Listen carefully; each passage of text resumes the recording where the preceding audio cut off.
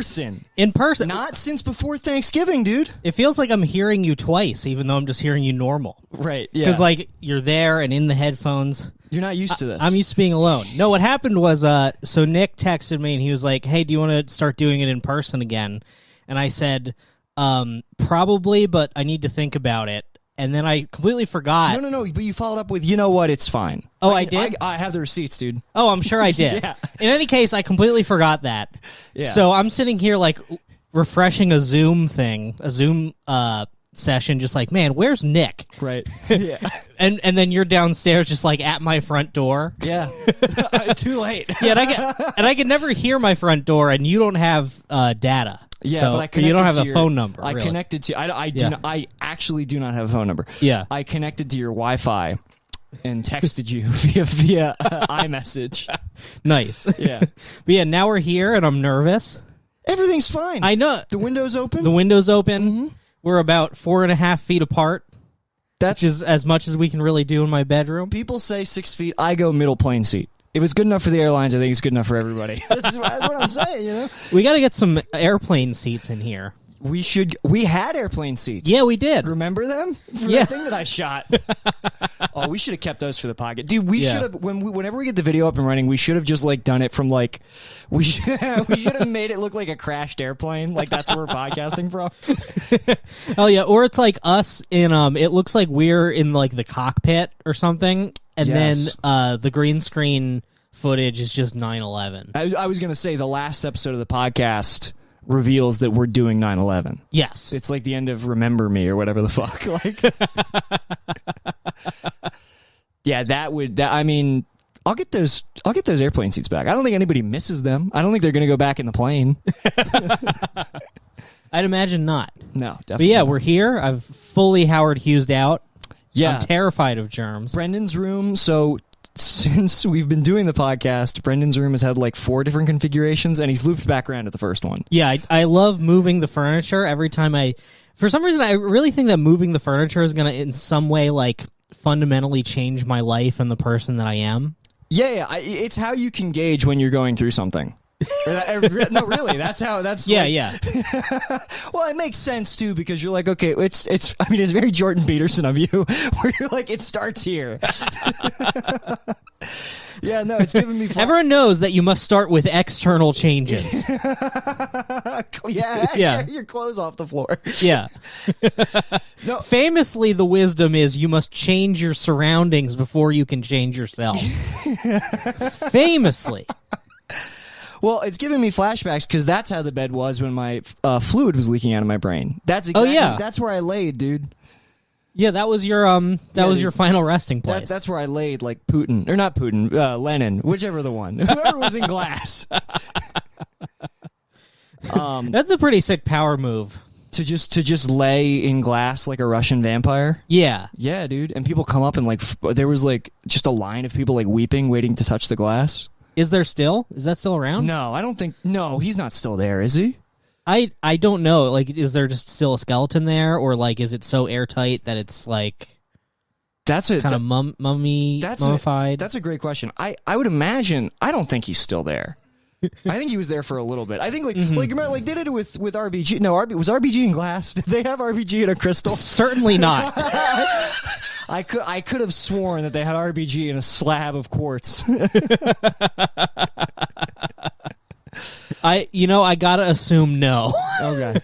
They just pressed her in amber. Yeah, dude. I was thinking like those like I forget if it was Japanese or what, but those like Asian monks who like that they tried to mummify themselves while they were alive by like just holding their arm up. I don't know about holding their arm up, but they just drank poisonous tree sap for like a year and like meditated, and like the goal was to like mummify before you fully die, which is like impossible, but right. They lived on like cliff tops so they didn't rot or whatever. I want to do that, but like it's just coming. I'm just coming out all of the toxins. Like I'm just coming myself so dry that I never rot. That's like the pure opposite philosophy of nofap. Yeah. I like that, dude. You get all of your cum out so that you can become closer to God. Right. Absolutely. This is actually, Brendan, this is one step away from being American eunuch, dude. Where you're like, I gotta cut it off at the source. This is the only way to live forever. Oh my God. Hell yeah. I like it. To piggyback off the, I know that we talked about that on the bonus. If you want to hear that, subscribe to the Patreon. But to piggyback off the last thing we talked about on the bonus on Monday or Tuesday or whatever. Yeah. Brendan, I got back into PayPal, dude. You got back into PayPal? I'm back in the PayPal game. They couldn't stop me. They couldn't. Also, they had absolutely nothing on me. Once I put in my social, I figured it out. So I hadn't hit the threshold yet of when they would start taxing my income. It's once you hit like $10,000 or 200 seller transactions or like goods and services transactions. But they also make you verify if you're on your way there. So I was just on my way. I had not hit it yet. So I'm back. I've got a PayPal. I don't know what I'm gonna do next. I've been walking around today just like with like a spring in my step, just like okay, like I'm not as walled in as I thought. And got an E-Trade account and a Robinhood account. I'm ready to start buying stocks. With what? Hospital jail money. Okay. It's all coming down the pipeline, Brendan. I'm talking Isaac. He's explaining what IPOs are. I think I'm going to do very well with stocks, dude. Yeah. When our empire grows, I think we're gonna have to create some sort of position for Isaac.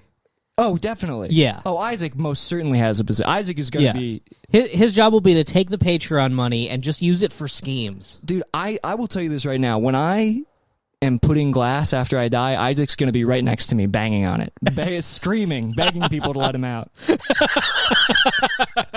Isaac is coming with me, dude, like my most favored cat. He's crucially important. He's so important. Isaac is the most important. He's the most important man in my life. I mean, what can I say, dude? I've really come full circle on Isaac. Isaac's great. He's the best. Yeah, dude. I think he's been explaining stocks and Matt's podcast. I think I'm going to do good with stocks because it seems like it just feels like vibes on like, it just feels like the ultimate game of vibes. I mean, I think I'm going to do well. I can just feel it. I wish you all the luck in the world. I'm going to need that. Honestly, I feel like going into it purely vibes based, you're going to do like slightly better than average. That's how I feel too. I think the mistake is being intimidated and thinking that it's real. You know what I mean? Yeah. But well, also the thing is like you have been at $0 so many times. Zero is generous. That there's no way this can break you. Yeah, dude, seriously, like if I log in and just see negative whatever, I'm like, that's fine. Yeah. I was mold in the darkness, dude. Like, I'm the bane of having no money. Yeah, I think I'm I got to get some of this hospital jail money. Yeah, dude. Yeah. You know what? I'll tell you what. If the stocks go well, maybe I'll give you a little allowance. So generous. Brendan, I'm generous, dude. A lot of people don't believe. Anyway, but what I was gonna get at is with the biggest weight off my shoulders about the PayPal thing and me not having a 1099K or whatever they call it. It's a new type of 1099. Is I don't have to be mad at Robert Benfer anymore. I can go back to mutual admiration. You know, I'm still a bit skeptical of all of this, but I know that you're fine. I'm back in PayPal. Yeah. Dude. Nobody can stop me.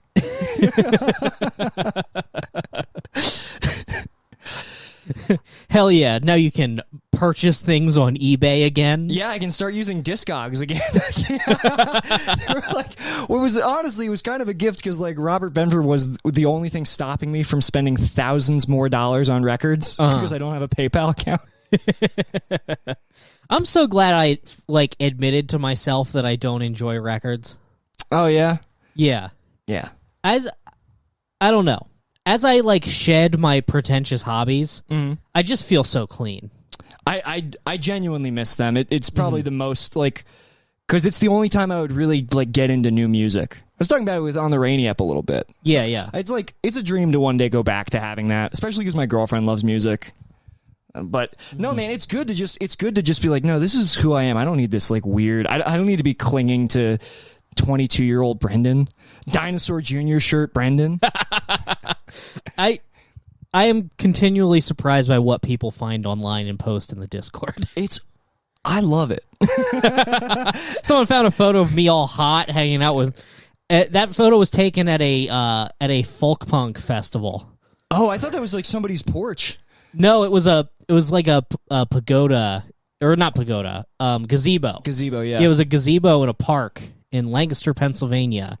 There was this thing called Folk the Park that this kid, I'm not going to say his name because I think he got like homeless canceled. Yikes. That's a rough Yeah, cancel. he got canceled by the other homeless people. You have nowhere to go. Yeah. So it's like, hey, man, you're kind of a predator, so you're going to have to not sleep on the streets with us. Dude, if you get homeless canceled, you have no choice but to rejoin society. Yeah. He's like, fuck, I got drunk and I like groped a woman, so now I have to buy a suit. Oh. I have to have a briefcase. Every day on your commute to work, you just like look at tent cities and get wistful, just like, yeah. I wish I could go back. But yeah, that guy, he was very interesting. He he was like friends with like a close friend of mine, and he would just like disappear to New York and like live in squats for like half the year, and then he'd come back and stay at his mom's house. But he'd bring like the people he would bring with him, like he would bring just like full adults back. Yeah. Like I remember there's this guy Raz who he brought with him who was like 45. And him and Raz were just like sleeping on his mom's like living room floor. Oh. And then him and Raz would come hang out with us every day for like 2 months. Dude, looking back on it, it's like none of this was good, but what memories. Dude, guys like that, because we had guys like that too in our little derp. The creepiest thing about the 45-year-old dudes that are hanging out is like they will still talk about plans for the future. Like, yeah. And it's like, dude, you're gonna have arthritis in like 10 years. Yeah. Like, you have not slept on not a couch in so long. In probably like 2-3 decades. Yeah, yeah. Yeah, dude, those but guys. yeah, Raz was on the come up because he was in a McDonald's commercial. He was like, you know, because he was one of those dudes like where basically, you know, full punk costume at all times. Right. Never not like dressed to the nines. Right. And Central Casting likes that for a little bit. Yeah. So what happened was he was actually just walking by the set of a McDonald's commercial, and they just like liked his look, brought him in, filmed a shot of him like smiling next to Ronald McDonald, like both holding up little smiles. Oh my God. And then they gave him like $12,000. Holy shit. Which I assume killed him. I assume killed him because like he so he had like just gotten this money, and he was doing things like he like bought a coffee, and then we were like all sitting like outside of the coffee place. Then he's like, I'm gonna go get another coffee, and he throws his coffee in the trash. And we're like, dude, they have refills. You can just refill your coffee. And he's like, I got money. Oh my God, dude. He thought he had fuck you money. He thought he had. Well, for a 45-year-old homeless crust punk guy, he did. $1,200. It was $12,000. Oh! I heard 12. I was thinking, I'm worried about my stimulus. I thought it was 12. Holy shit. Okay. Yeah. 12,000. You know, I've been known to do things like he's doing when I had like $5,000. Mm-hmm. So maybe I empathize with Raz. But yeah, he and he had this behavior that I saw again. Like I saw this delusional belief again from when I was working at the bank in Philly. There was this guy who got this like big settlement from the VA of like back pay. Right. And they gave him like $80,000. And for some reason, when people who have never had money suddenly get a lot of money at once, for some reason, they think it's going to happen again. Yeah, I've heard so this. Yeah. He's like, yeah, you know, I'm probably going to blow through this, but it's okay because I'm going to get another one, and then I'm going to save that one. Right. Yeah. These people think that, no, it's not going to happen like that. No. It never does. It never, ever does. Yeah, I remember the dude in Philly, like, every daily he would come in and withdraw, like, $600 cash. Oh, my God. and the manager would come out and he'd be like, let us help you buy a house, please. Please let us do something with this money for you. What do you think he was doing with that 600, dude? Oh, he'd go to the liquor store. 600? Hookers. Well, hookers makes sense. Yeah, he's getting fucked up, going to the strip club. Well, how old was this guy? Like 60. Yeah, but... Though really it was hard. I mean, it was like an old black Vietnam vet, so like indiscernible age. Who knows, dude? Could have been like... I mean, he had to be old enough to be in Vietnam, but it's like, this guy could be 100 years old. I have no idea. I don't know how I feel about that. On one hand, it's like, yeah, maybe she should get a house. On the other hand, I'm like, oh, let my man live, dude. Let him live these final days. If he didn't have kids, I would agree with you. Oh, he had kids. Of course he absolutely.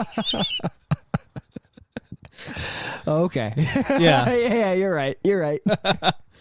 He had kids and he had like a girlfriend. Oh, and no. I think he kept spending all the money on the girlfriend, but he like didn't buy his kids anything. He would talk about things that he like wanted to buy for his kids, but then he's like, be like, yeah, we're going on a cruise, me and my girlfriend. Oh, dude, cruises. Poor people love to ball out on cruises. It's like the worst way you can fucking spend money. Yeah, it seems like a hellish experience. It's a horrible experience. Yeah, it's yeah. You're like, I would be the least morbidly obese guy there, which is like, that's rough. Yeah. For real. It's when I'm like top half fitness wise of any situation, right? This group of people should not have been assembled. This boat should go down. Yeah, it's a seasick hotel. It sucks. Yeah. I've never even. Plus, the impractical jokers are there. Actually, you're getting pranked. That might be kind of fun if there was a cruise where the Impractical Jokers are just like running amok. Nobody's filming it. They're just sabotaging different fucking cruise members. Oh yeah, it's not their cruise. Yeah, they're on like the new metal cruise. They've stowed away like the Marx Brothers movie Monkey Business. They're hiding in the coats. Oh fuck. Yeah, man.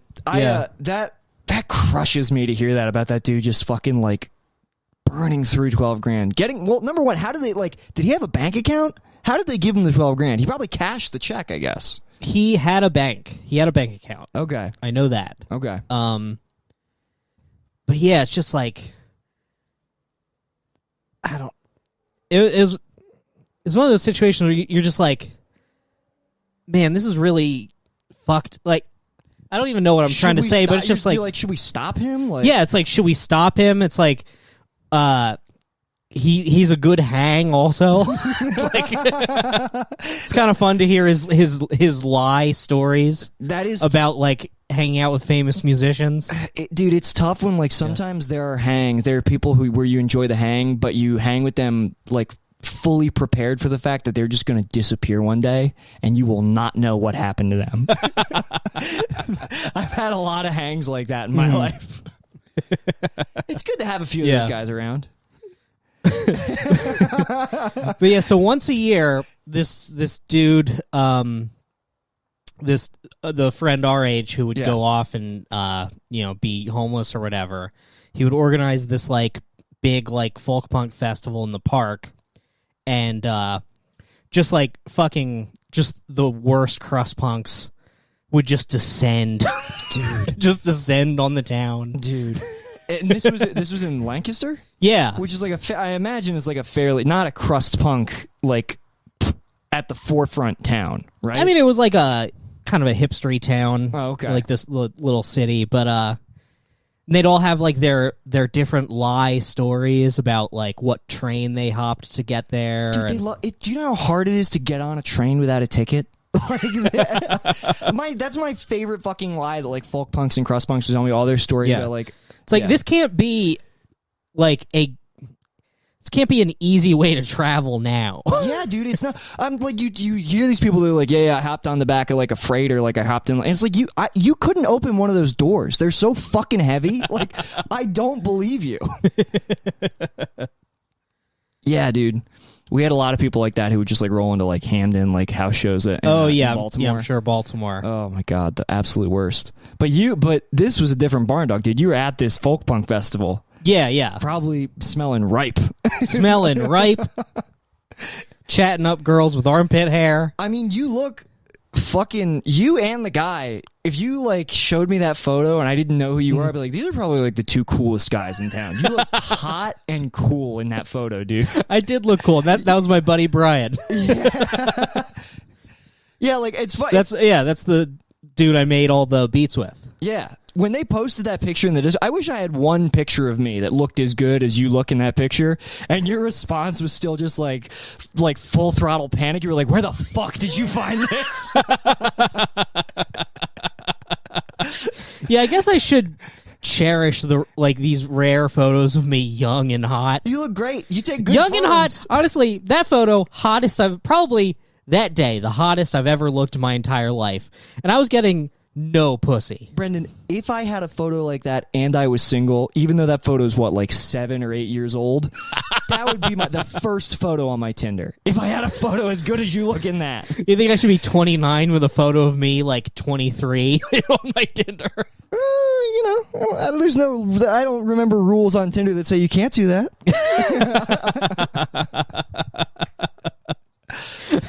It'd be funny, just like keep pushing it further, where it's like I'm like 40, and my photo is just like clearly a senior like picture. Yeah, it's got like the fucking like that weird like dappled gray background, dappled blue and gray background. You're in a tux. Yeah. Well, I think it's fair because like, dude, I mean, you'll see girls on Tinder where it's like it's 3 photos of them, and in each of the 3 photos, it's them plus 2 of their, and like the friends are the same in every photo, and you're like, fucking, which one are you? Who are you? Which one of these 3 women are you? Mm-hmm. And then the big red flag is like when they have completely different hair in each one. Oh yes, and you're like, so either these photos were taken over a long period of time, or this woman is exciting. She gets a lot of ideas month to month. And it's truly hard to suss out which of those is the worst option. Man, I used to just dive headlong at like the worst red flags back in like the OkCupid days. It's fun. I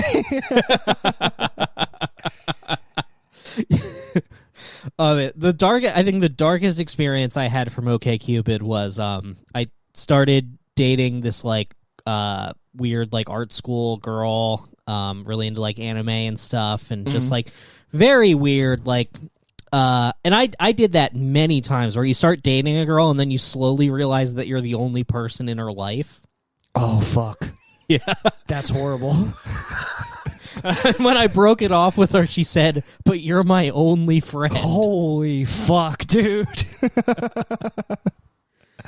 That's very You're just sad. like, oh, this is a very sad person. That's really fucking sad. I had a flashback today. I remember when like Dom and Tim had to like talk me out of going on a Tinder date to Las Vegas with a woman because I matched with I matched with a mommy on Tinder. She was like, maybe she was like 33 or something. Yeah. Something like that. She was in her early 30s.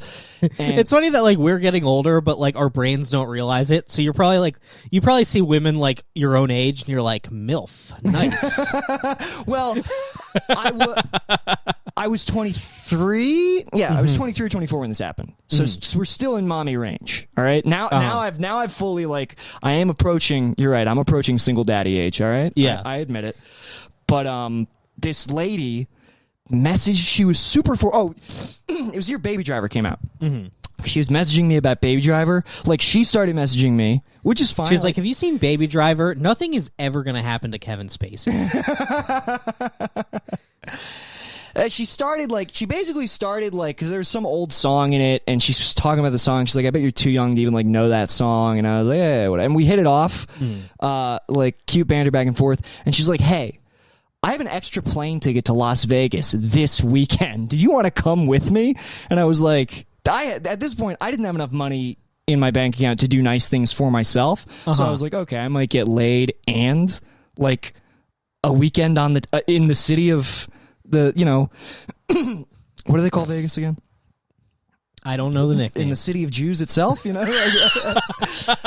get to go in the city of hell. I get to go to the city of Jews, and See, see the Trump Hotel. That'll be fucking nice. Yeah. And so I was like, I'll go to Las Vegas with you. And she goes, great, this is going to be awesome. And then when we get there, I can introduce you to my other family. And she was like, that. And I was like telling Dom and Tim this, thinking like, oh, isn't this funny? I think a very funny thing is going to happen to me this weekend. And they were both like, Nick, that's barn dog thinking. You can't make decisions based off of a bit that you're going to write about it later. And they both basically like looked at me very seriously. They were like, Nick, don't go. they were like, stay here. Please don't leave this house. They were like, her other family. What the fuck does that mean? Yeah, so you're her family already? Was that what she was implying? I don't know. I assume that she has a family. I assume that there's an anonymous group of other people who are very important to her. I mean, really what it sounds like is like a cult. It sounds like I was getting ready to be like inducted into Nixium or something. It did. Yeah, that was my thought. I would, dude, dude, if you get me alone with a hot woman, I'm isolated in Vegas, she shows me a good time, and then we wind up at a cult clubhouse, I will not come back from that. I know. That will be too persuasive of an experience. I'll be fucking wearing fresh ass kicks and white robes by Monday.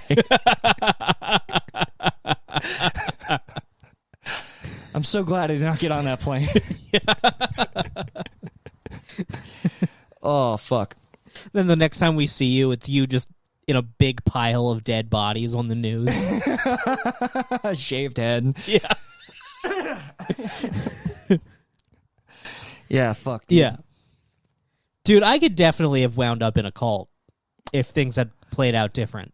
If you caught me young enough, there's a window where I can tell you I would have been like pushed all my chips in on a cult if they made me feel good enough. Honestly, if I hadn't met Bae and I definitively quit comedy and I was just rudderless, I would take whatever purpose presented itself first. Dude, you would have been a prime target for the Scientology dudes with like pamphlets in front of a. Oh, they've spoke to me before. They flagged me down. Did they get you for a spell? Yeah, the guy in the suit, just like, hell, excuse me.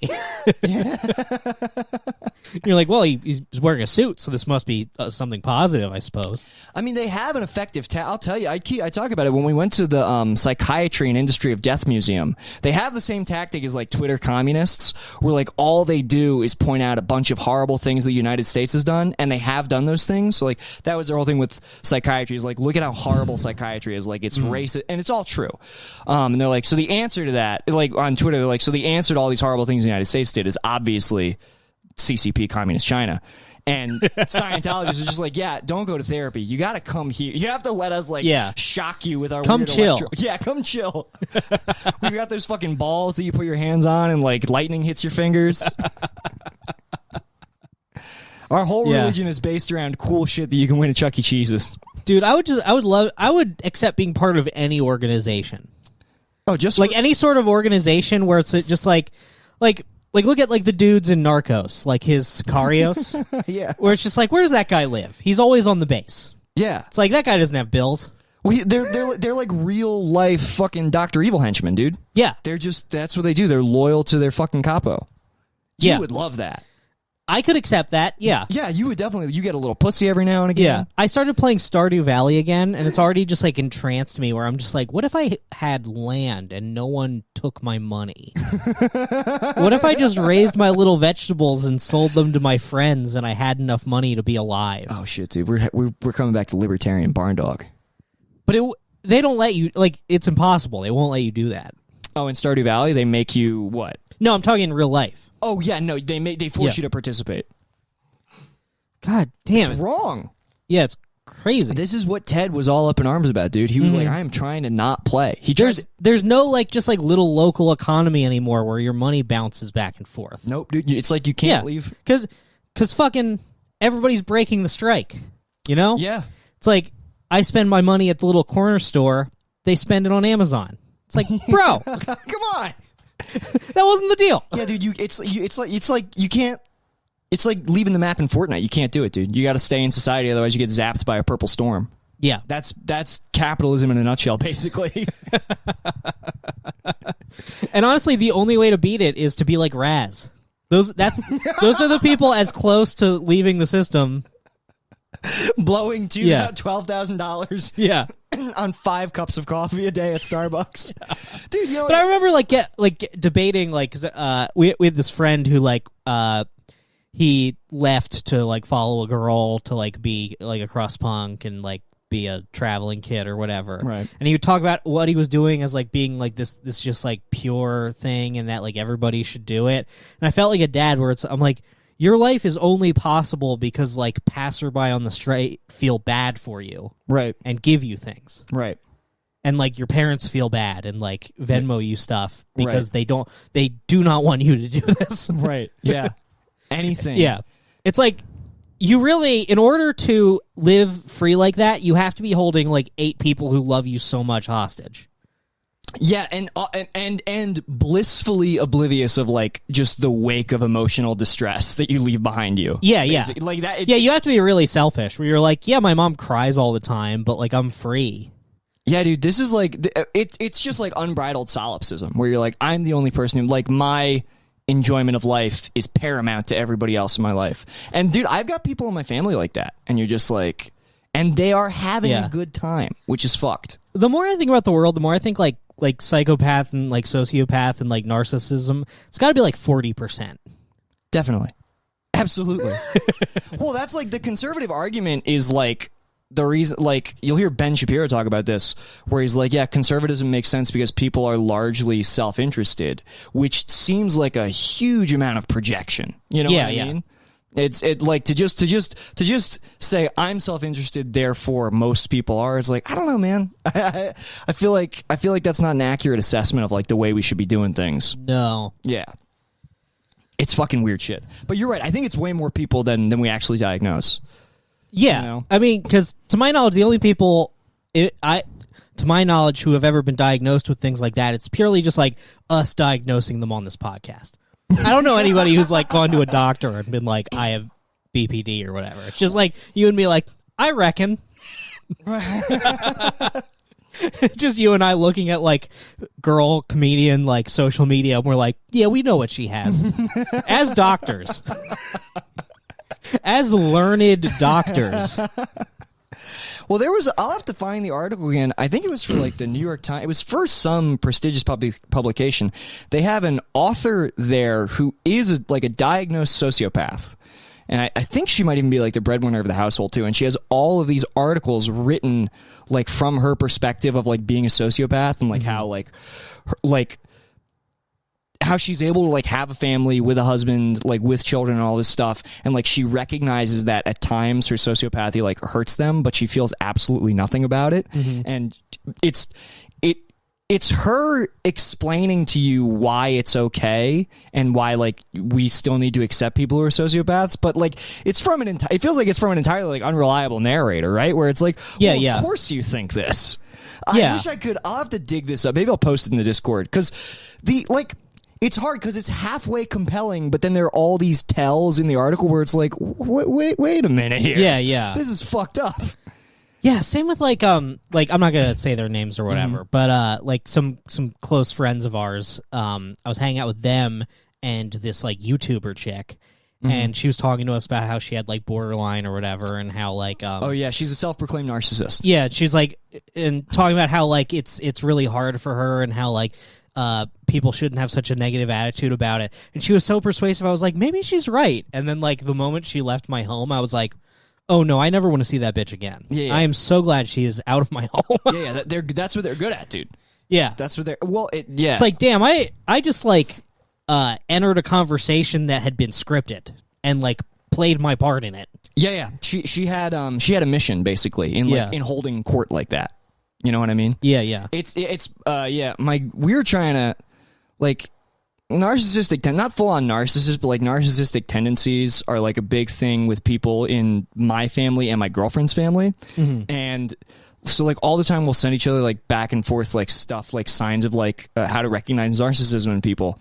And there was this thing, because you're afraid you've been, like, bitten by the zombie and you're just waiting. Well, that's kind of how narcissism works. Yeah. Is like if you are the child or like grandchild of somebody with narcissism, and like if there's somebody, if there's a root of narcissism in my family, we all know who the fuck it is. it's whoa, the king. It's the only 70-year-old in Kent Island who can bench press 300 pounds. Sorry, 220 pounds, depending on what day you catch him. And it's like, yeah, like it'll like that will disperse down through the generations, like depending on how much time you spend with them, because that's how you learn behaviors. And then we get to you, and you're just like, I'm pretty sure I'm amazing at stocks. I mean, what can I say, Brendan? Look, I have this energy in me. I need to be a conduit and use it for good, okay? and that good being stacking my portfolio.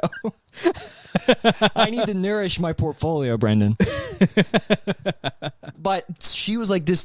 A sign of narcissistic tendencies in a person is when they're telling you a story, when they just say the name of a person instead of explaining to you the relationship that person is to you. Does that make sense? Like, so they'll be telling a story, and instead of saying my sister, they'll be like, Sarah. Yeah, and you'll be like, who? Right, and then... okay, that makes sense.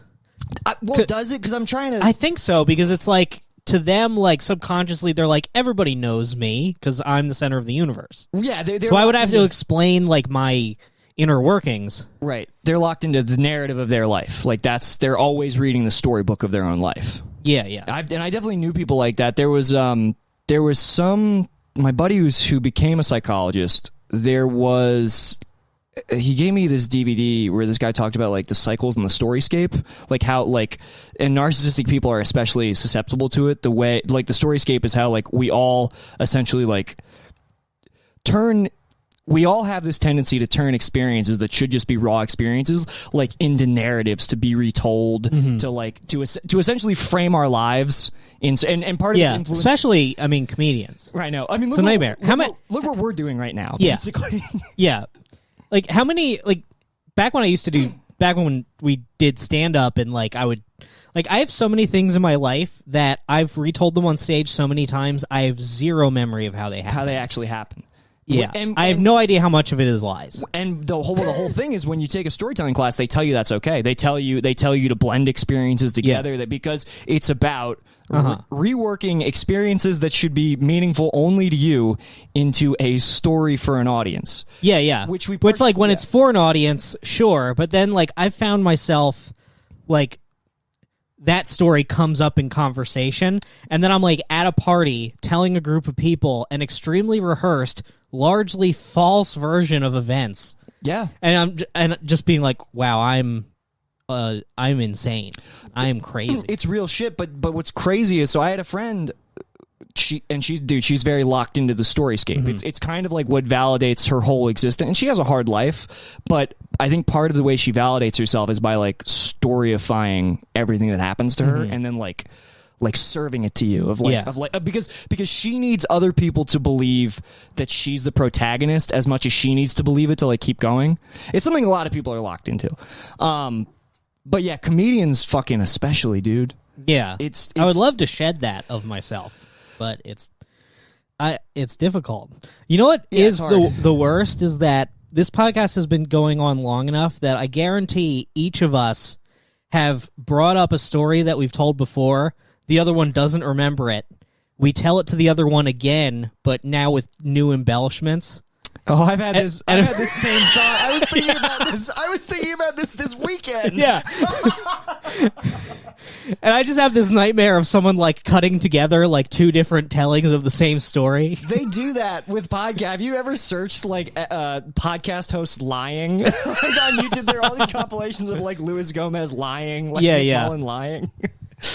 Well, I mean, it's inevitable. The human brain like does not store memories correctly. No, not at all, dude. Well, and like And the function of storing memories is like if you don't get good sleep, because like REM sleep, they think the purpose of REM sleep is to sort and categorize your short-term memories for the day. And if you fucking are not getting good sleep, or if you're like experiencing any kind of mental unrest, it seriously affects your short-term memory. Yeah. Which like eventually affects your long-term memory, obviously.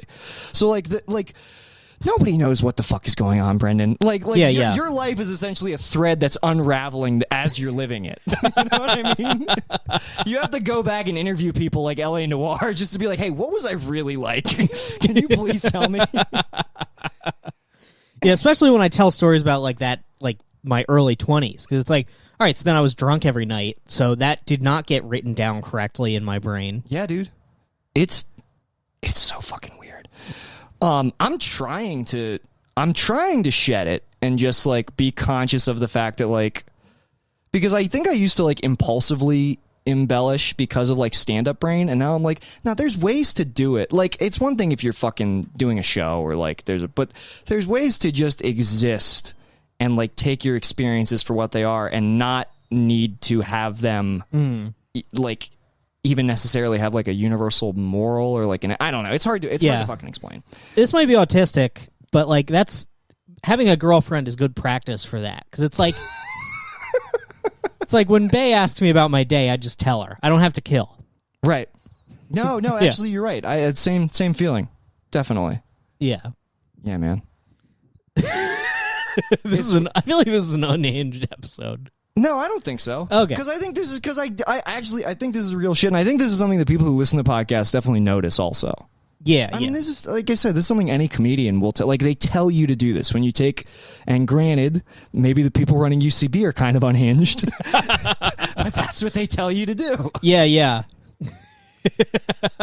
I don't think it's unhinged. Yeah. It's almost like they have a vested interest in you lying for them. That's good. Like, you teach your class to lie, and then when they accuse you, you're like, what? They're all liars. Look at them.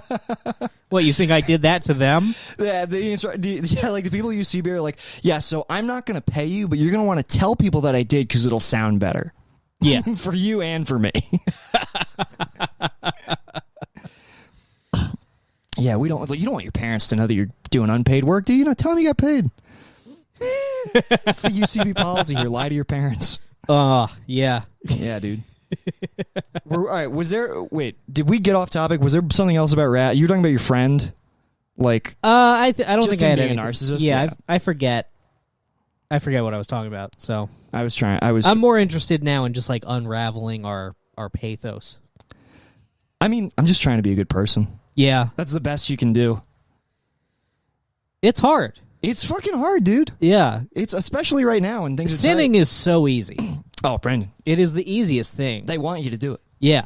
Everybody's telling you to do it. You look back on your sins, you're like, ugh. Right. Yeah. You're like, why? Oh, man, I got nothing gets my goat like my past sins. Right. Well, I waffle on sin, dude. I'll be honest. I waffle on sin. Some sin's pretty tight. There have been some tight sins in my life. Certainly I can look back at sin and be like, all right, well, I'm not doing that, but enjoy it in a fuzzy kind of way, in like a memory kind of way. The problem is when you start embellishing your sins, and then you got to answer for them. Yeah. Yeah, then you're in the confessional booth embellishing to the priest, trying to kill. Oh, yeah. No, well, the worst is you've been embellishing, and then you're like in the confessional, you're trying to separate your sins. All your sin is stuck together, like the pages of a magazine, and you're trying to separate one sin from the other because you consolidated some of them when you were telling that story on stage. And then the priest is just like, hey, man, like, it is fucked up that, like, this is gonna... I say this in, like, the least positive, not, like, self-inflating way, but, like, artist brain is, like, diabolically, like, programmed to just, like, turn your life into a screenplay where it's like, oh, we don't need that character, that's too much exposition there. Combine these two people. Yeah. You're just Patch Adams saying you're just fucking... You're like, all right, we got to make this person a chick because it'll be more.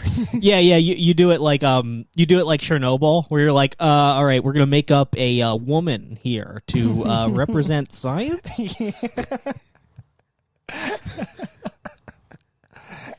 Yeah, nobody knows that. Like, man, Hollywood has gotten so out of hand that now my memories have been recast. Yeah. Yeah. I look back, it's me and a bunch of white Muslims all hanging out. You've got a perfectly divided group of friends. Mm-hmm. You got hanging out with 2 black girls, fucking a couple Jewish guys. You got some Armenians, and there were Armenians in rural PA for some reason. Yeah. And those were your 6 perfectly diverse friends that you grew up with. Yep. Yeah. Yeah, man. It's very, very, very fucking weird. I'm sorry, I didn't mean to get in the weeds with this Storyscape thing. I feel like I freaked you out a little bit. No, it's okay. Okay. Honestly, like this is the longest conversation I've had with anyone other than my girlfriend in person in months. Oh, okay. So I think I'm just kind of like it's fine. Yeah. But I think I am just a little bit anxious about like being in the same room as someone who came from somewhere else. Yeah. Okay. I'm almost positive I don't have COVID. I'm sure it's fine. Yeah. But I don't know if you do. I can't get COVID. I decided I can't get it. Yeah. Yeah. I'm taking my vitamin D, Brendan. I'm walking around. I'm getting sun. I've got vitamin D gel. I'm trying to help you. I really hope that Wowo's brain isn't in me somehow. I am impervious to the worst disease on earth. I don't think I can get it.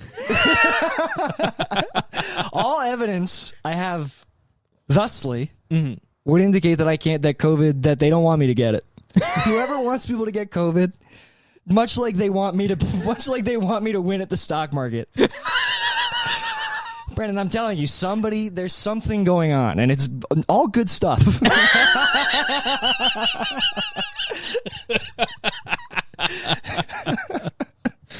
You gotta manifest, dude. And I'm manifesting antibodies. All right, I'm sorry. I'm freaking you out. I'm sorry. It's okay. I think it will be okay. Yeah. If it's any reassurance. We can go back to doing Zoom ones after this. Yeah, it'll probably be fine. Okay. We need to start doing video anyway. Yeah, we do have to start doing video. Yeah. So you kind of got like Bickle brain right now, where you're just like chilling. Well, you have a girlfriend, which eliminates Bickle brain. Although I guess he kind of had a girlfriend too. but you're just in your room, probably like tipping your 2 computer monitors over with both your feet, like you're giving birth. You look like you're about to push a fucking baby I'm out. tipping over a curved gaming monitor.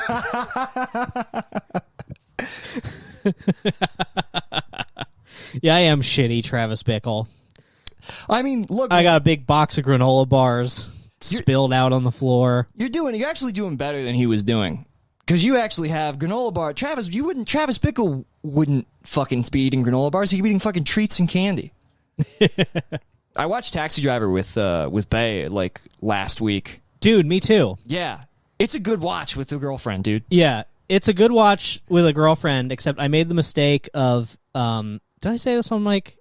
Say it again. I made the mistake of telling her, I'm like, this movie has a lot of Coward Hour themes.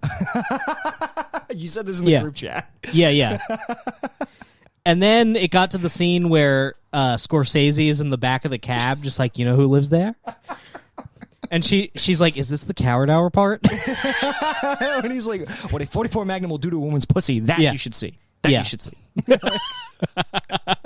It's so crazy that that's like, he's like, yeah, of my whole career, that's where I'm going to act. Yeah. Well, you know what's funny? He's in that movie twice. Yeah. He's in front of the fucking campaign building as well, and he's noticeably in front of it. So you're like, is that the same guy? Like,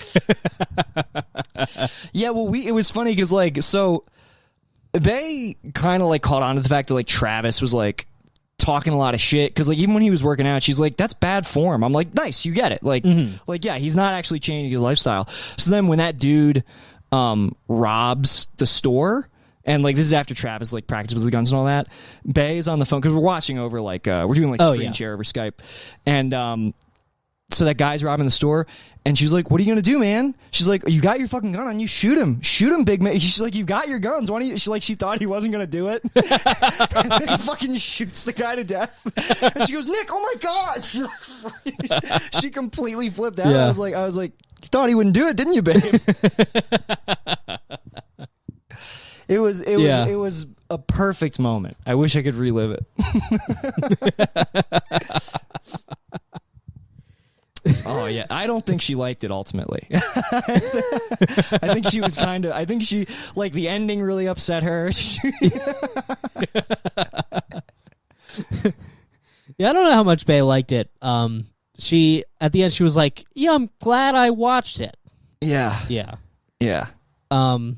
That's definitely I didn't like it. But it was in the reason we watched it is because normally I'll go over and we'll go through like what's in her like saved like list on Netflix. And I saw Taxi Driver in there and I was like, "Ooh, definitely that one." Yeah. 100%. She just thought she should get around to it at some point, like. Yeah. Yeah. You know. She's like, "Oh, that's a famous good movie." Yeah. The way my girlfriend loves drama, so like the way I tried to like sell it to her, like, yeah, it's juicy. A lot of salacious details. Yeah, it was basically like, yeah, I was very vague about like what it was about. Because she hates violence. Yeah. Also, like, I mean, our girlfriends are on high alert now for like, hey, do you want to watch this movie? And it's like, "Oh, what's it about?" It's like, well, it's about a man who hunts pedophiles. She's like, "No, next. Nope." Well, absolutely not. she messes with me because we watched. So like we're like crushing some anime right now, which I'm like which I like to do. And there's this cute like movie called Ride Your Wave by this guy Masakai Yuasa. Pretty wild animation style, and it's like a sweet movie. But he also did this show called like Devilman Crybaby on Netflix, which is a show about a dude who deliberately sins so that he can. There are these raves where like everybody's like fucking and doing drugs, and if you sin enough, a devil will enter your body and like take you over and start killing people. But he sins enough that it gets a devil to enter his body so that he can like kill other devils. It's a great show, but it's crazy. And so Bae was like, "I want to see more stuff by this guy." And I was like, "Well, there's the show Devilman, but you won't like it." And she's like, "Why do you think I won't like it?" I'm like, "Because it's just like rape and violence, like for 10 episodes." I was like, "We're not going to watch that." And she started fucking watching it. She was texting me. She's like, "This Devilman show is really good." I was like, "What the fuck? Let me watch it with you." She got into it. So I have no idea what she thinks of violence. I can't tell.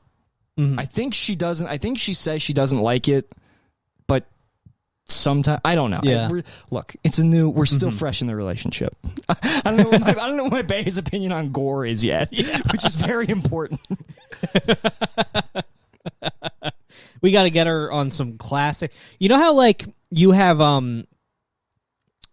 you know how like you sent me that link on archive.org where it's like someone VHS taped Adult Swim for 8 hours in 2013 or 2003, yeah. 2003. I wish that there was a way to do that with like the internet. Oh yeah, you're right. I mean, like kind of that's what archive.org does, but not well. Right, and a lot of it now won't play. Like if you could just like someday just like assemble my sons before me and give them a nice CRT monitor and tell them, "All right, you're going to go on 4chan and you're not going to log off until you're a man." Dude, it's the total like it's their trial. It's their hero's trial or whatever. Yeah, you have to you got to spend 4 hours in the 4chan tank and you can come out once you've like before they got all political. Right. Yeah. When I just want you to see fucked up shit. I don't want you to become a Nazi. When it was just apolitical, completely nonpartisan diagrams of where the bodies were buried. Yeah. When it was just completely, narrativeless images and videos of a young boy who was captured and forcibly given hormones in a cage. There's no agenda there, okay? No agenda. No agenda at all. Yeah, because now all the Q guys on 4chan, if they saw that post, they'd be like, "Yeah, this is what the government's doing to me." You'd be like, "No, it's not a metaphor. I'm just evil. I'm just an evil guy on the internet." How awesome would that be? It's like, "Oh, so this is what Nancy Pelosi wants." They're like, "No." The amount of these guys was like, no, I'm really, dude, give me credit. Yeah. I really captured a boy. I am not working for Nancy Pelosi. Jesus Christ, I put so much work into this. Yeah. I am a serial killer. It's like, all right, George Soros. Yeah, dude. Yeah, I'm sure that some of like the 4chan old heads are just you're right. They've got to be so disgusted to see it just become a breeding ground for Nazis. They're like, I thought we stood for nothing. I thought we stood for nothing, and now look at this. Yeah, damn, dude. I do. It was hitting me hard. Yeah. You can't go back. Like, on the internet especially, you can't go back. It's really crazy. I've even tried, like, looking up shit on, like, the Internet Archive. It's like, most of it's not there. Most of it's not there at all. Like, a lot of... I had trouble finding, I was trying to just, like, read an article from the Miami Herald from, like, the 90s, and I couldn't. It was impossible. Yeah, dude,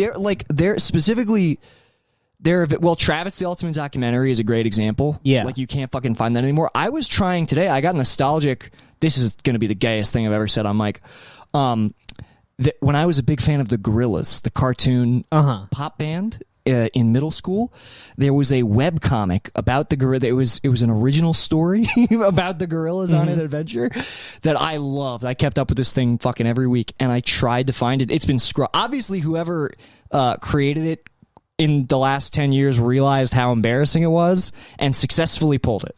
Oh, it was a fan thing. It was a fan thing. Gotcha. Yeah, so it was like a fan webcomic about like the Gorillaz on an adventure. Yeah. And in some ways I'm envious because like the fact that you successfully got an embarrassing thing off the internet, that's a big W for you, right? Like, there's still photos of me from Uncle Dave's comedy flyers that I cannot get to go away. There was one photo I was using. It's so fucking embarrassing, dude. I didn't have a headshot. I couldn't get a headshot. So the photo that I was using that they were blowing up and putting on flyers and when I would headline was a photo of me, hair wet because I just got out of the shower, like leaning, like basically doing like the Burt Reynolds lean, like head on one arm on my bed. And then I made it black and white to make it look kind of professional. So they were just like, for like, so they're like, oh yeah, we'll just print a sext. So for like 2 years, dude, there would be like, I would be like featuring at the Red House Tavern, and it would be like, you know, like Brandon Brody, who has like, he's got like professional headshots, and then right under him, me in my parents' house, like wet. And those are still online.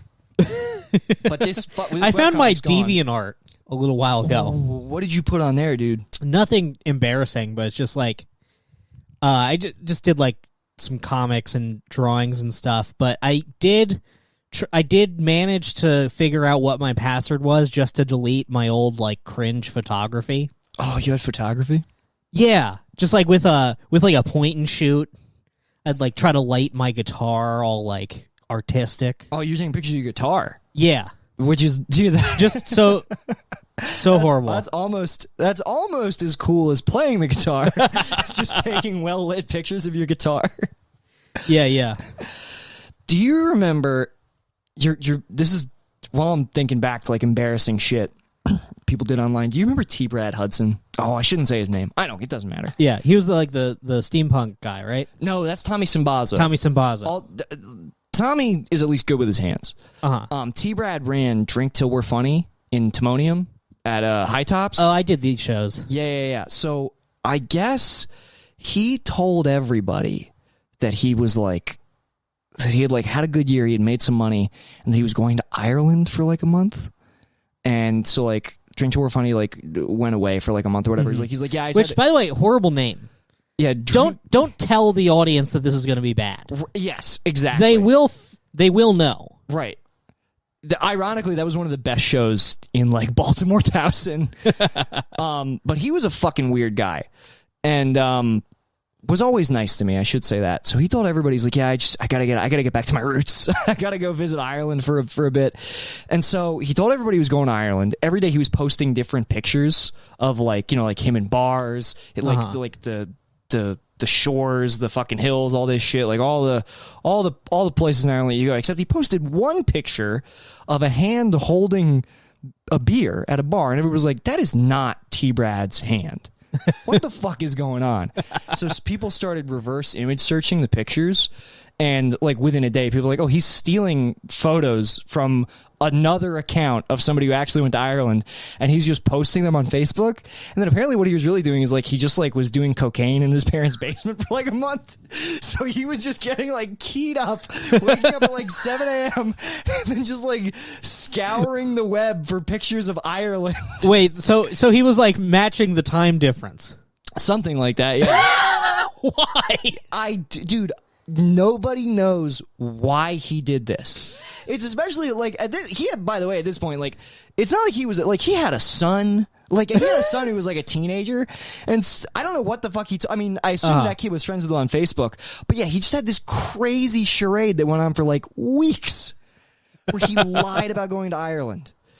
And if he did it like as a bit, pretty good bit, but it sounds like he did not. No, he was going through something. He was like, I need people to think that I am a very successful open mic bar show booker.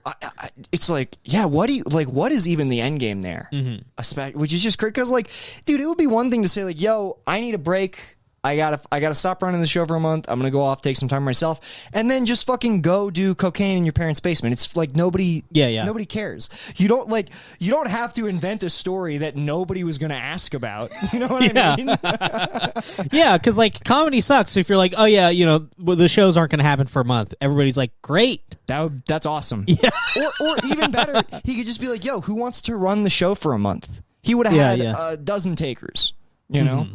Maybe, I'm sure he did do that. I'm sure somebody else did run it. But, so I was thinking... We should do that with this podcast.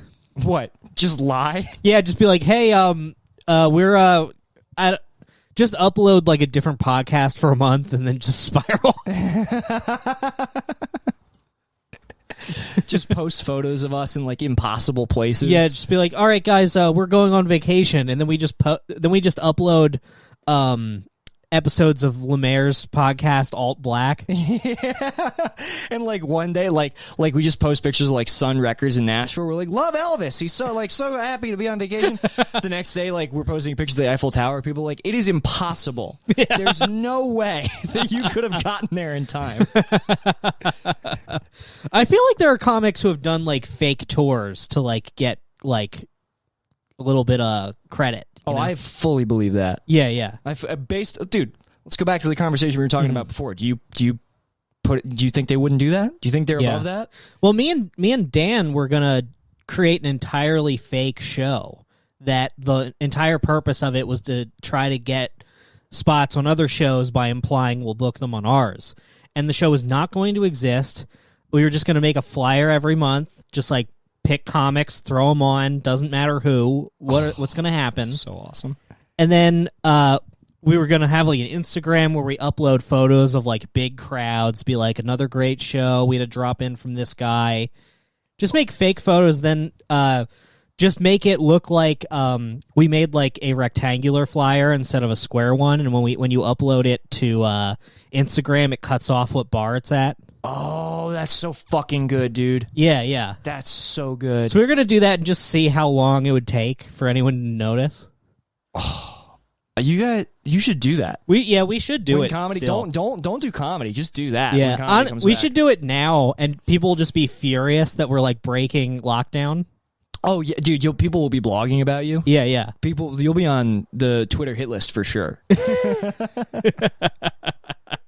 Actually, what you should do is you should make up people who run it too. You should whip the entire internet up into a frenzy over two people who don't exist and a show that is not happening. Yeah. That was another thought of ours is, I'm like, wouldn't it be funny if we then get dragged for like booking too many white men for a show that does not exist? This is the ultimate scam. You start doing a fake show. It's explicitly a mask off show. Like you advertise that like on the flyer. Like y'all don't need to wear your masks, and it's hosted by like a black lady and a gay Asian dude. And then people don't know what to do. They're Yeah, like, do yeah. we drag these people? And the lineups are all white as well. So like, and that's how you accidentally drag like Brendan Cooney into it. You just like put Brendan Cooney on a lineup. Yeah, I mean, that was the plan, was just take people's headshots, because, like, what's going to happen? Like, someone sees, they're like, I'm not on that show. No one's going to post, like, I am not on this show tonight. They're just going to be like, that's weird, and then they're going to, like, DM, like, hey, do I have a spot? And then you just don't respond. They're going to be like, all right, that was weird. Yeah, Brendan, this is basically the perfect crime, dude. Yeah. This is like this is incredible. Look, see, you got a little whoa blood in you. I can tell. Well, it's just that stand-up comedy in Los Angeles is so cruel that this is literally my best idea of how to get booked. It's just retaliation, dude. Ooh, you know what would be good, though, is just pick comics that we don't like and just say that they're headlining this maskless show. Yes. And then that's exactly, they'll get fucking dragged. Dude, that is exactly right. Wow, yeah. This is heinous. This is Machiavellian, Brendan. Yeah. This is full on. This is the Prince. This is the Art of War. This is like awesome. Mm-hmm. Yeah. I love that. Let's get on. The minute we're done with this podcast, let's hop into Photoshop, dude. Let's steal Photoshop. I don't want there to be a single legal thing about this entire affair. We're gonna use GIMP. Oh, I remember using GIMP to this is so bad. I remember using GIMP to make like 16-bit sprites of myself and put myself in my favorite video games.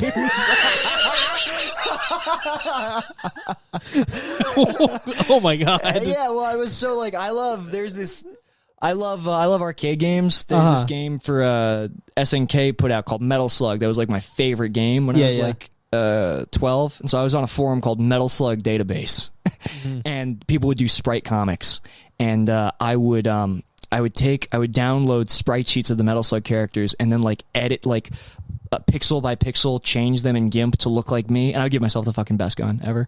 I would give myself the best gun in the game, and then I would just like arrange me and other people on the forum to look like we're having like a party, like in the Metal Slug backgrounds. and then you post those every day, just like, does anybody think this is good? Like, I wish we could all hang out. Oh god. Yeah, it's sad that experience is gone. Of just like I remember arguing with my parents because they a couple years, I would say like till like 10th grade, summer vacation comes and I don't have friends the whole summer. Right. And then like I'd go to school and I'd be like, oh, I have friends, and then they would continue to hang out all summer, and then I would just like be in my house. Yeah. Oh, that sucks, dude. Yeah. No, it's fine. Turned out okay. Yeah, yeah. But I remember arguing with my parents because they were like, you need to like make friends and like leave the house. And I remember arguing with them that I had friends, and just because they're online doesn't mean that it doesn't count. You know what? I had the same argument, but it paid off because I wound up living with all of them in Los Angeles. Yeah. You know what? I was like, hey, me and the brickfilms.com community are tight. Dude, some of those people are probably... I had something that sent chills down my spine on Twitter because of that. So I was part of a forum where I was so obnoxious. I mean, look, you know me. I was posting shirtless pictures of myself on Facebook. Yeah. I was getting in trouble with local moms. Yeah, so I can't imagine what you were doing on like the more anonymous parts of the internet. Brendan, I was posting shirtless pictures of myself. I was flexing like Bruce Lee with nunchucks and just posting shirtless pictures of my 15 to 16-year-old body on Film Cow forums. And so this was Robert's like. Yeah, it was Robert's friend Jason. Yeah, this is like I know what you mean. And I was so obnoxious that like of the few hundred or 1,000 people on this forum, whenever I would post, I was so obnoxious that there became this meme of people would be like posting in a Nick Oldershaw thread, being like, "Oh, this fucking guy," a Nick Oldershaw thread was a thing. And every 3 years, or so, a different total stranger will comment on one of my tweets. I don't know them. We don't have any mutuals. They will just comment posting in a Nick Oldershaw thread. And it happened again. It happened again a couple days ago. I got retweeted for a joke, and this dude, no mutuals, have no idea who he is, fucking posted it. And I started to respond to him. I was like, every time this happens, my stomach starts churning. And then he deleted it, and I was like, ugh, that makes me feel way worse. It's just weird how the ghosts of old internet, you think it's all gone, and then the ghosts of old internet will still find ways to haunt you, dude. Yeah. It's so bad. It's so bad. Yeah. But what can I say? What can we say? What else can I say? Posting in a Nick Oldershaw thread. So bad, dude. I was up to absolutely no good. Yeah, I'm pretty sure I posted. I was posting like, "Oh, this is so bad." I feel like I swear to God, I remember posting audio recordings of myself doing the Heath Ledger Joker monologue. Just post audio. But this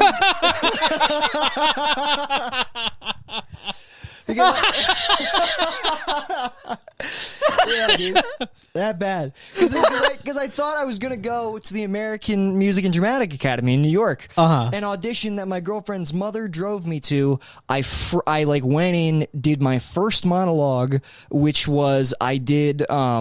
They wanted you to pick one from a play. I picked one from American Beauty. I was like, plays are gay. I'm a movie guy. Yeah. So I went in there, did a monologue from American Beauty, looking at my feet the whole time. The other people in there, they brought props. There are people who can fucking dance. They've been in especially gifted and talented programs, funneling them to this. And I just had my girlfriend. Was this a high school or a college? This was AMDA was a college. It was a very expensive college. I never would have been able to pay for it. Yeah. So my girlfriend and her mom were kind enough to drive me there. They dropped me off. It was like a fucking 2-hour drive. This is one of this memory still makes me fucking cringe, dude. So I went in there, did a monologue from American Beauty. Looked up the 4 people who were there to judge me, judge based on my audition, whether I was right for the school. They looked visibly confused. they were like, okay, thank you. You can go back out and wait in the hall with the other actors, and we'll call you in for the second part of your interview whenever we get through the rest of the auditions. And I just went back out to the hall. I looked at everybody else and I got that really, chills are shooting down my back. I'm just I'm basically disassociating. I feel like I'm looking at the top of my head from a satellite view. And I was like, man, I don't know if I know what I'm doing with my life. I think I might be completely rudderless. And so I just bailed. I left the building. I did not go back for the second part of my interview. And I just waited for 30 minutes for my girlfriend and her mom to pull back up where we agreed that we'd meet. And they were like, how'd it go? I was like, I think it went pretty good. I think I'm going to get in. so bad. Oh, fuck. Damn, Jesus Christ, dude. It was fucking bad. There are a couple moments in my life that I look back on and I'm just like, whoa. And that is one of them. That's what I mean, where it's I go back to this analogy of you feel like one of those guys driving an 18-wheeler and it's just lost control and you're just looking for one of those ramps to crash your truck on.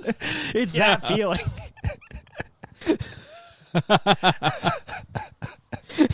And that big gravel ramp for when your brakes are cut. But it's like a meme photo and it's just labeled wife. Oh my God. So bad. I'm glad that I'm making marginally better decisions now. Yeah. Yeah, until 5 years go by and we look at this podcast, we're like, what were we thinking? Oh my God. Maybe. How many downloads? We'll never get it erased. It'll never go away. Fuck! I do feel that, but this is the one thing I think that I'm genuinely proud of. Do you want to know something fucking crazy? Yeah. So many people are listening now that my mother has a student, and my mother doesn't tell her kids about my podcast, obviously. Yeah. Obviously. But one of her students in her Zoom class asked her, like, hey, are you Nick Oldershaw's mom? And she was like, yeah, why? And she was like, well, she goes, my parents listened to his podcast. And they wanted me to ask you. And like, dude, it's so because like my dad told I was talking to my mom and my dad on the phone, and they told me that, and like I froze, like I got like crazy like hair standing on end again, like holy shit. But my parents were like, how cool is that? And I was like, yeah, I guess it's actually cool. It's kind of tight. Yeah, I'm proud of the podcast. What if Raz listens to this? If Raz, if you're listening, I hope you're still milking that 12 grand, dude. Yeah. I hope you made it last. Congrats on your success, brother. You deserve it more than anyone. I really hope you got Even if you did piss yourself on my friend Kelly's mom's couch and then grope a 16-year-old girl in your sleep. Well, if it was in his sleep, who can blame him, dude? That's sleepwalk rules. It's weird they let him stay at it's weird that he stayed at Kelly's house, at a girl's house. Yeah, isn't it? Well, Kelly's parents were like old hippies, and it was like an addition on the house, so like it didn't really feel like. Oh, okay. So we would just do whatever in there, and those are the best. Yeah. just fucking like essentially like suburban pool houses where just like anything could happen in here. Yeah. It's like we're drinking, smoking weed. 45-year-old's gonna piss himself sleeping here. Oh, is there a bar in that place? No. Oh, fuck. Is there a pool table? No. No, it's just like a little little room with like a couch and an N64 and like. Oh, what more do you need? Mm-hmm. That's awesome. All right, man. I feel like this is a good one for this week. I feel like we're back in the groove. I have missed doing this in person with you. Yeah. As soon as I stop freaking out, good rhythm. Okay. I think it'll be okay, Brent. I'll start. Yeah. I'll tell you what I can do. I can start wearing my mask when we do these. I can just wear my mask over the mask. Then we're gonna start filming it. Then we're gonna be wearing masks, and then all our Nazi listeners are gonna stop listening because we're wearing masks. That is, and I don't want to lose them, Brandon. they're such a huge part of our demographic. I'm just kidding. Yeah. Is there anything we need to plug? No. But please subscribe to the Patreon, patreon.com/Coward Hour. Yes. Go to cowardhour.com. You can join our Discord. Oh, and get on the Reddit. People are joining the Reddit. Get on the Reddit, dude. Yeah. Start shit posting. Yeah, I post. That's right. Like I update the Reddit regularly, but shit post. Make memes out of us, dude. Meme me. See if you can find old Nick Oldershaw content from the internet. Post it there. Okay, sure. Why not? Do it. All right. Hell yeah. See you guys. Knock, knock, open up, it's me, the crazy, shady, faded fucker, so rock the G. See you lady, make a baby, lead her on in peace. Only time I give a fuck is for my own release. That's why I own these streets. Straight up, portfolio showing growth, fuck a pay cut. Yeah, you know I stay slut. Catch me in the spot, looping up for the self-suck. Oh fuck, I busted already, I'm coming bucket so heavy. My dream of cream coming steady, now my mouth open, I'm ready. I'm talking solo, heavy petting on a Friday night. That's talking bashing the bishop, more like Nantucket's delight. I'm taking all the time I need to do it just right. Got my candles in the fishnets cause it's on tonight. Oh, that's right, it's time to fillet. No need to debate me, I suck until I go ooh-wee and spray my white pee-pee. I got that ski.